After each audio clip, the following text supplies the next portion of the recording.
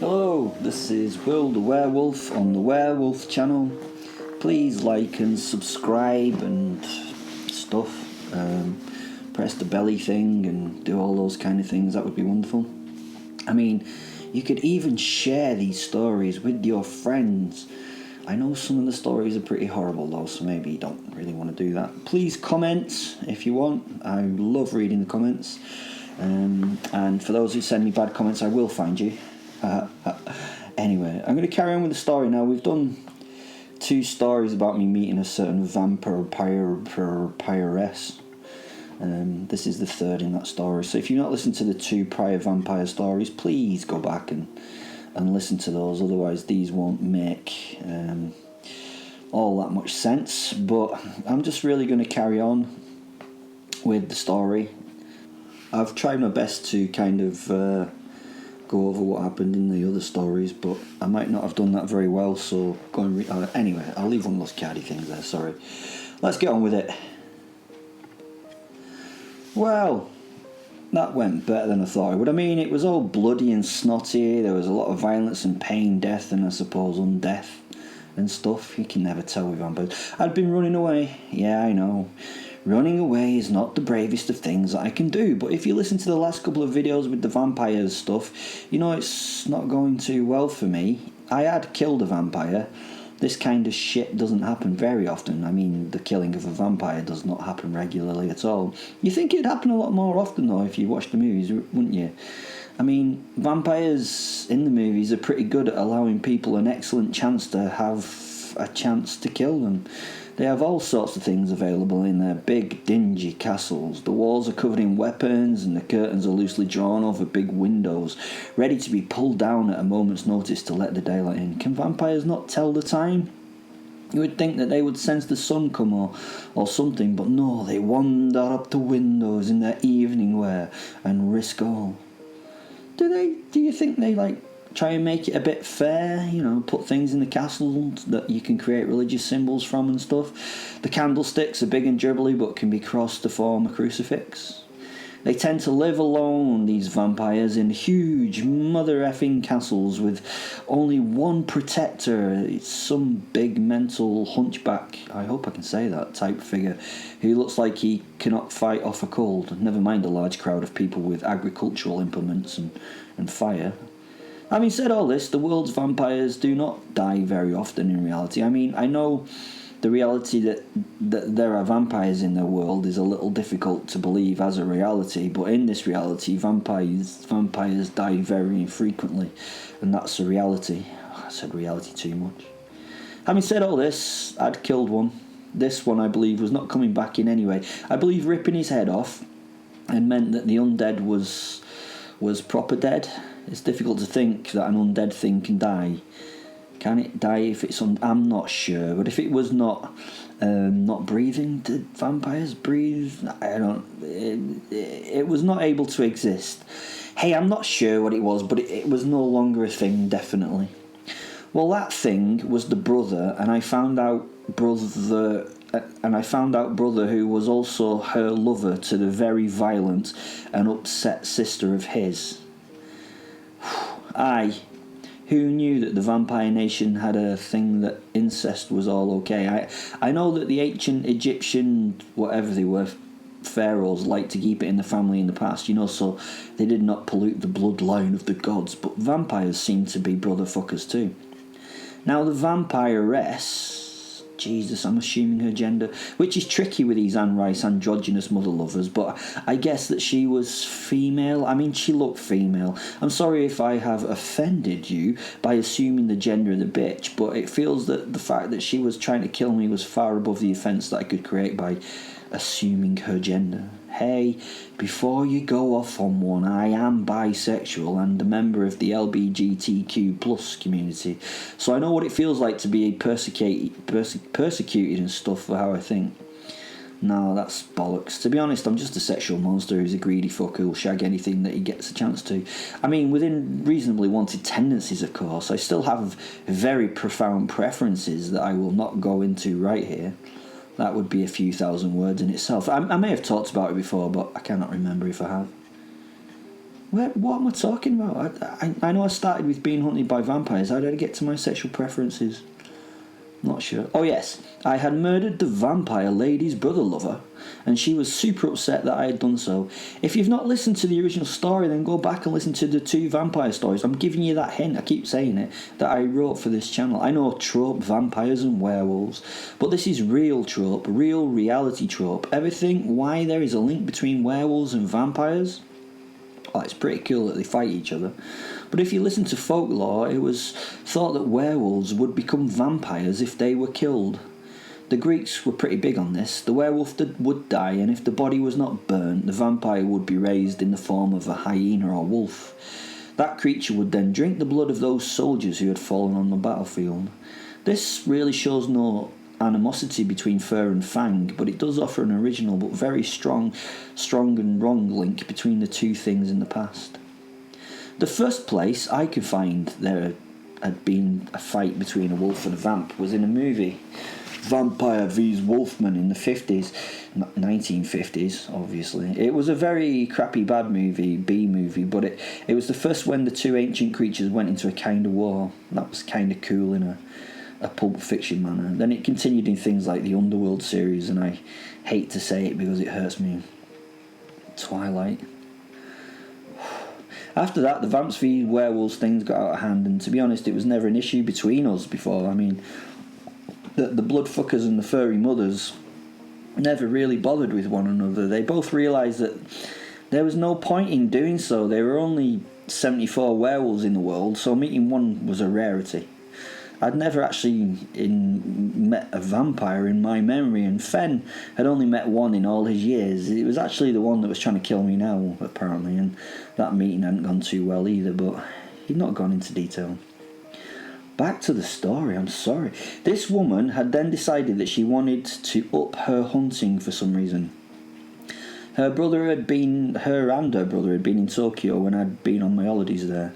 I mean, they'd pretty much ruined it by walking in on me having a small Japanese meal on the street and then starting a fight. They told me all the bollocks they now wanted to do to me because I would be better sport than their poor human prey.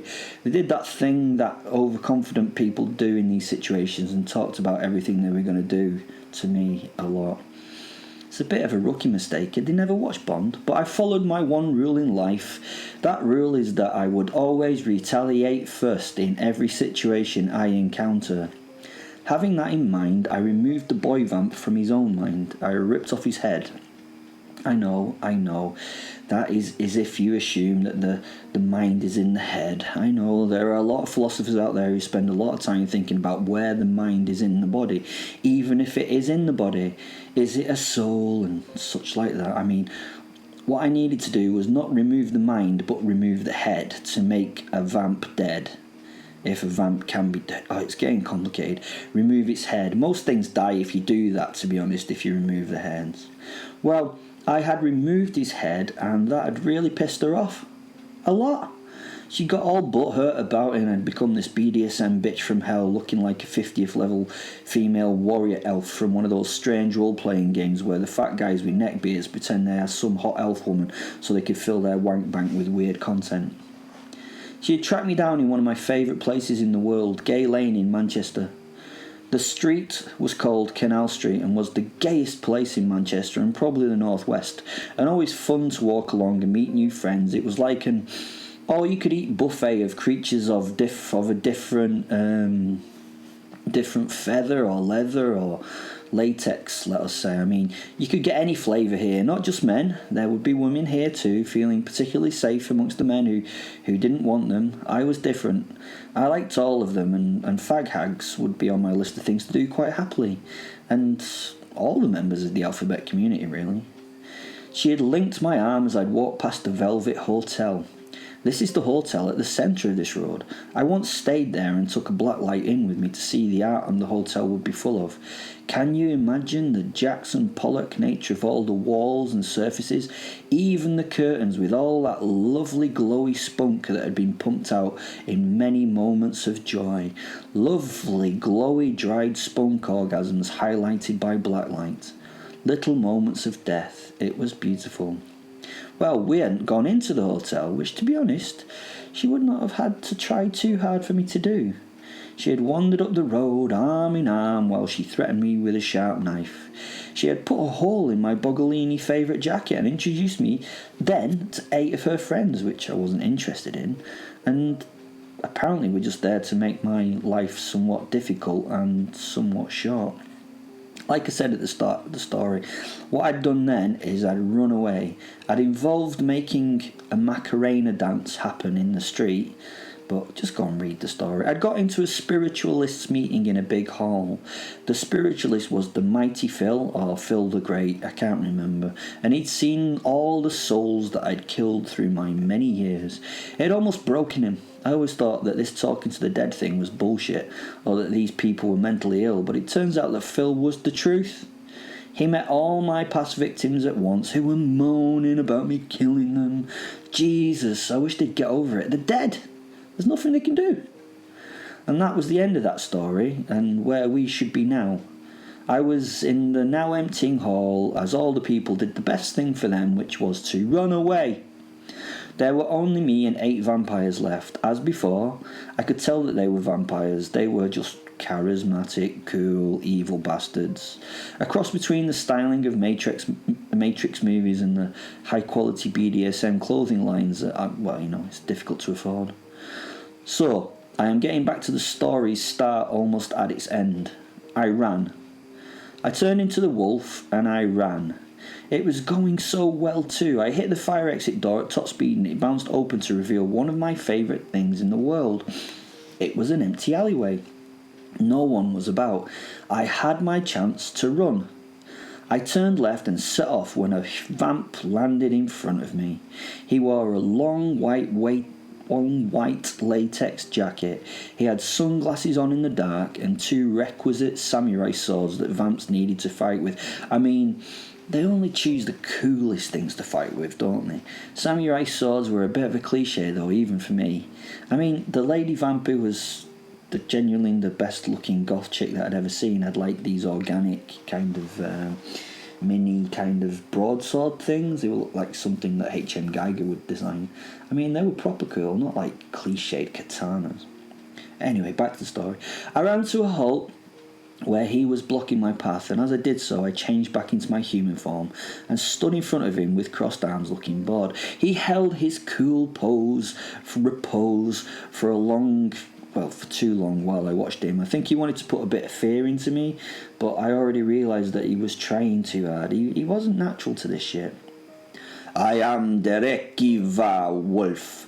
I am to stop you and hold you for Drinia the Black and her lost brother Val. I will hold you so she can get her revenge. I might have to stop you by removing parts from you, but that will be your choice. He snarled, showing his fangs and taking up another pose that he thought looked dramatic and shit. Derekieva? I asked him. Derekieva? Were you called Derek before... Are you a vampire called Derek? Were you called Derek before you were a vampire? You're not born a vampire, are you, huh, Derek? Fen, my wolf soul, wandered behind the vampire, laughing in a very wolfy way. He loved taking out the piss out of anything that took itself too seriously. We, as a pair, hardly ever did anything as seriously apart from our art. That was my last name, my dead name, the name before I was born a vampire. I am Derekiva. No, mate, you're called Derek. Derek the vampire.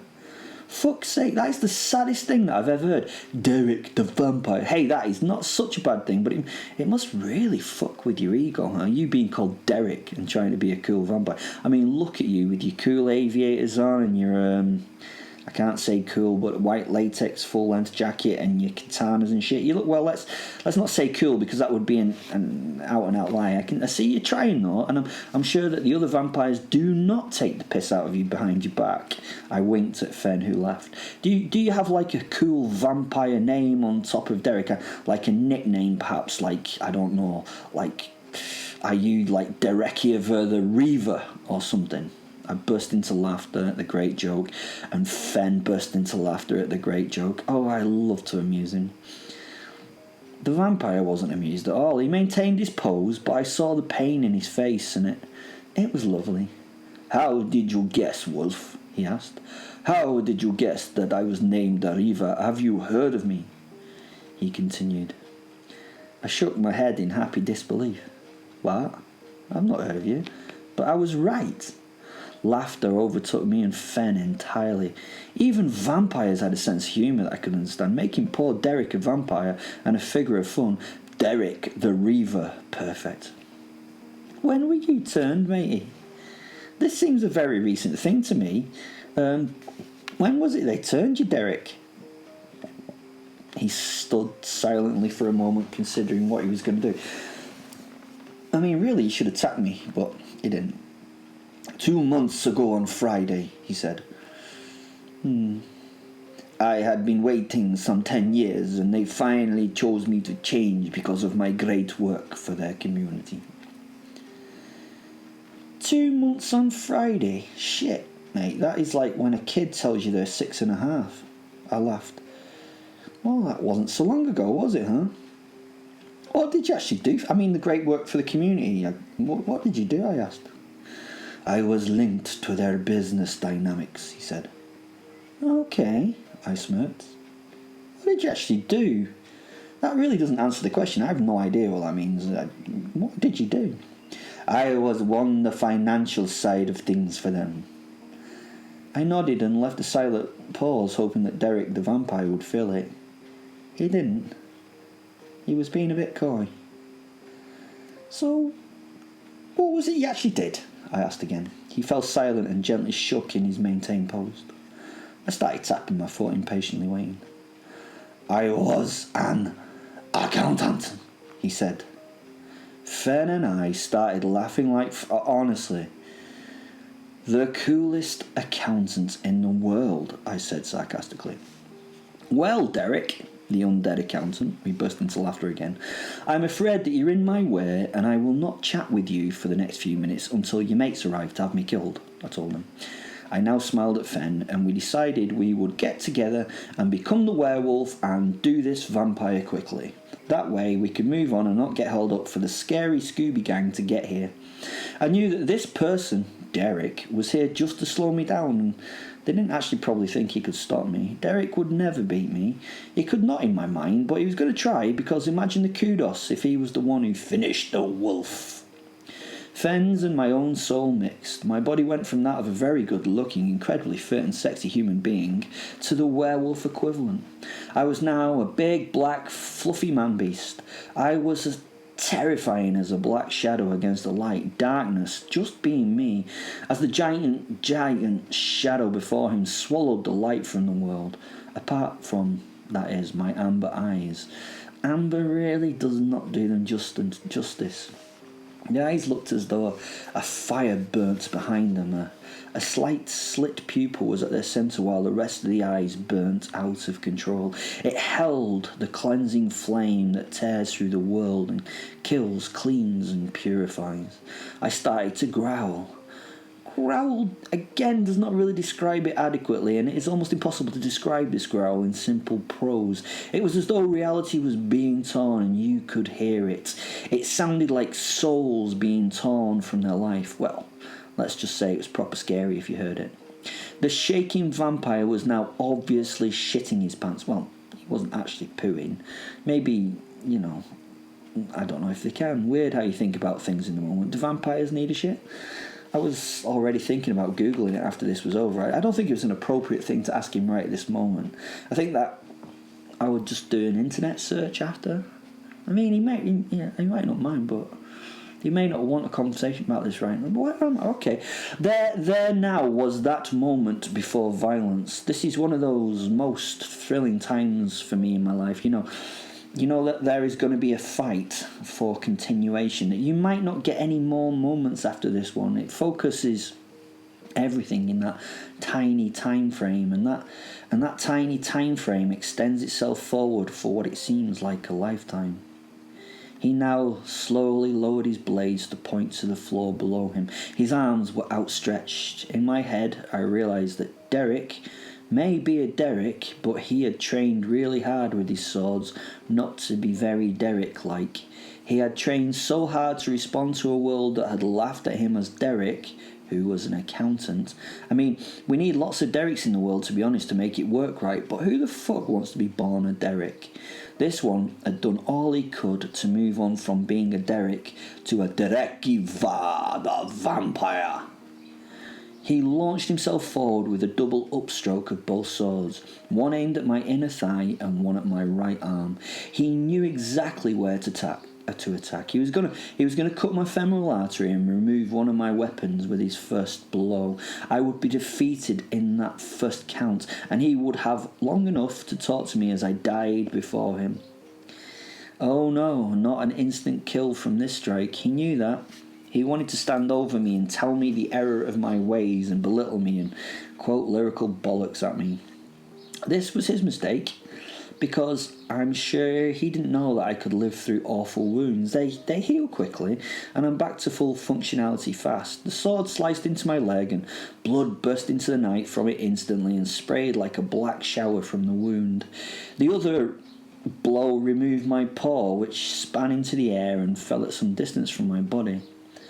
That was where he'd made his mistake. He now did the thing of pausing in place in like a superhero pose in his striking stance and admired his work. He didn't step back, he didn't defend, he didn't do anything, he just maintained his stance.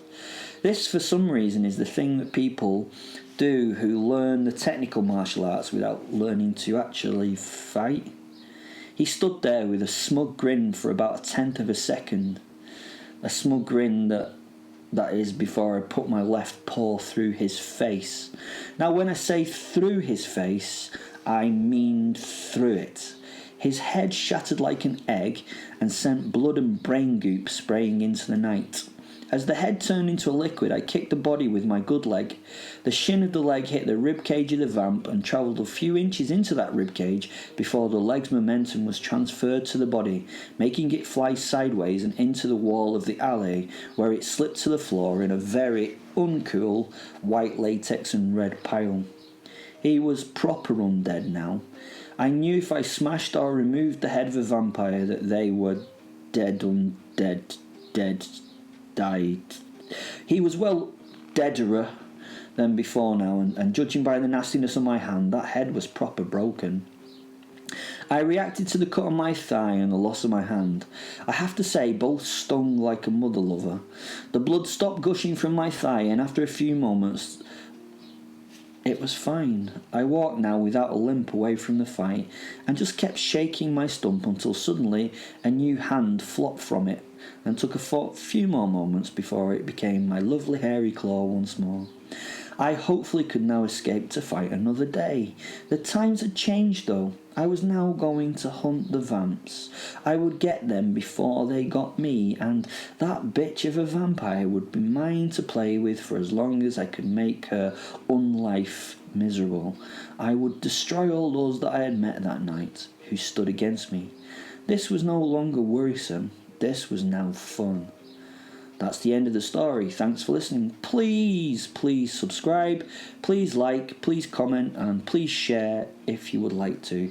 That would be great. Love you loads, and thanks for listening.